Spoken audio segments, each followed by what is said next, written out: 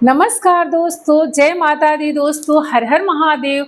दोस्तों, मैं हूँ माया तिवारी और आप सभी लोगों का स्वागत करती हूँ मैं अपने चैनल मंगलमय में।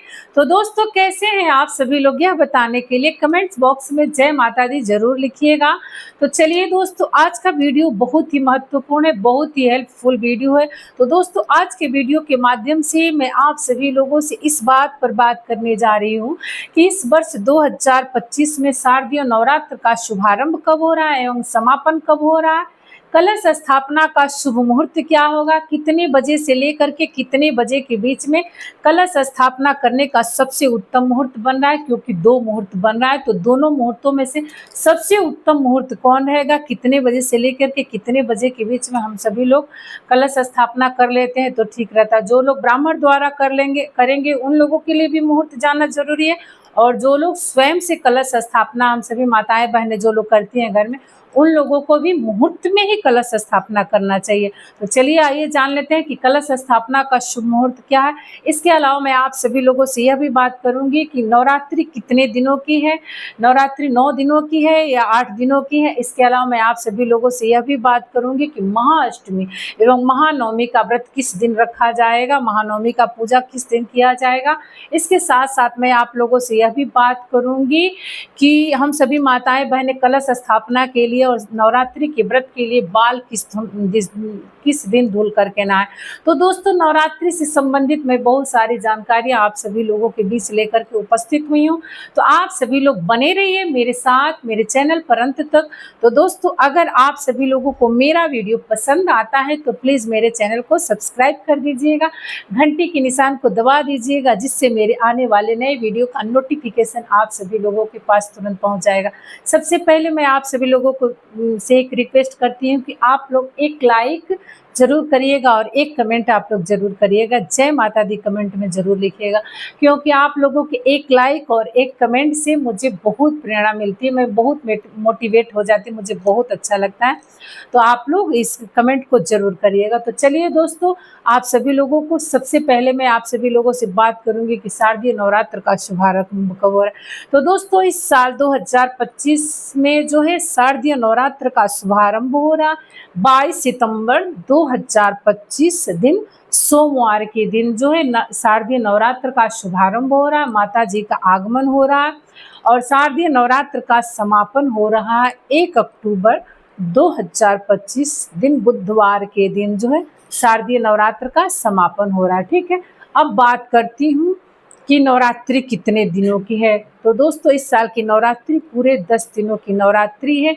तृतीया तिथि 2 दिन लग रही है, तो 2 दिन लगने की वजह से जो है शारदीय नवरात्रि पूरे इस साल 2025 में 10 दिनों की नवरात्रि है। ठीक है, अब बात करती हूँ कि कलश स्थापना का शुभ मुहूर्त क्या होगा, कितने बजे से लेकर के कितने बजे के बीच में कलश स्थापना सबसे उत्तम माना जाएगा, किया जाए तो सबसे अच्छा रहेगा।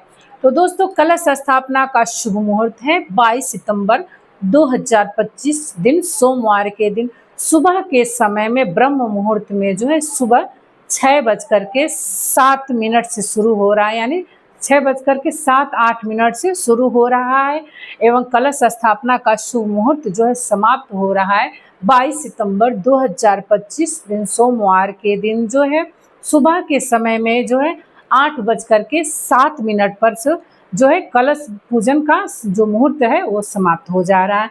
तो इतने अवधि में हम सभी लोगों को कलश पूजन कर लेना है। ठीक है, अब दूसरी मुहूर्त बन रही है जो अभिजीत मुहूर्त है।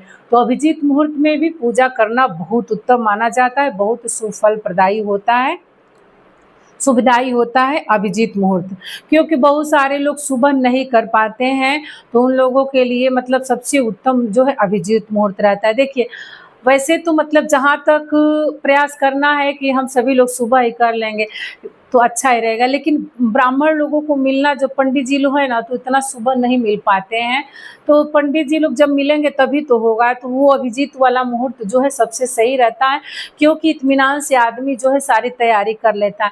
लेकिन जो हम सभी लोग माताएं बहनें, कुछ लोग जो हैं हम लोग स्वयं अपने से कलश स्थापना करते हैं, तो अगर हम सभी लोग जहाँ तक हो सके अगर प्रयास करें तो हम लोग जल्दी अर्ली मॉर्निंग में उठ करके, सुबह थोड़ा जल्दी उठ करके अगर कर लेंगे तो ये सुबह वाला मुहूर्त मिल जाएगा, ठीक है, क्योंकि ब्रह्म मुहूर्त का मुहूर्त बहुत अच्छा रहता है, तो अगर हम लोग कर ले तो अच्छा रहेगा। देखिए रोज दिन तो थोड़ा लेट सवेर आदमी उठता है, लेकिन नवरात्रि के 9 दिन का एक अलग ही उमंग रहता है, एक माता का अलग ही मतलब क्या बताएं, उसका अनुभव करना अपने अपने मतलब वो होता है कि बहुत ही अच्छा लगता है। और नवरात्रि के प्रथम दिन और नवरात्रि के अंत दिन, दूसरे 2 ही दिन तो बहुत ज़्यादा मेहनत रहता है, उसके बाद से तो थोड़ा नॉर्मल ही रहता है।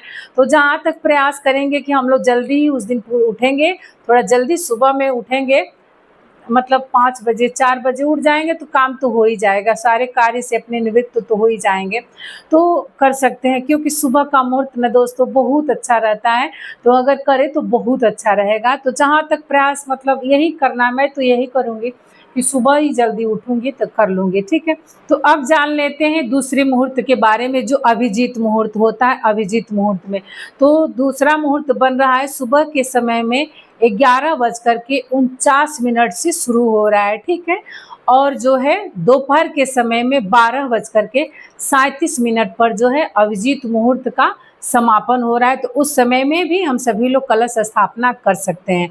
तो दोस्तों ये रहा कलश स्थापना के शुभ मुहूर्त के बारे में कि कितने बजे से लेकर के कितने बजे के बीच के अंदर कलश स्थापना करना चाहिए। कलश स्थापना, कलश पूजन का बहुत महत्व है। गृह प्रवेश में आप लोग देखते ही होंगे कि बिल्कुल मुहूर्त में कलश पूजन होता है। गृह प्रवेश जब होता है तो बिल्कुल मुहूर्त में, मुहूर्त थोड़ा बहुत इधर उधर नहीं होना चाहिए, बिल्कुल मुहूर्त में। तो हर किसी पूजा में जो है कलश पूजन का बहुत बड़ा प्रावधान है, बहुत बड़ा महत्व है। तो कलश पूजन हम लोग करें। उसके बाद से जो है अपने घर का कार्य है, पूजा से संबंधित कुछ और भी कार्य है तो हम लोग बाद में कर सकते हैं, ठीक है। लेकिन जो कलश पूजन का है तो ये ध्यान देना है कि मुहूर्त में ही करें, ठीक है। अब बात करती हूँ कि महाअष्टमी के बारे में।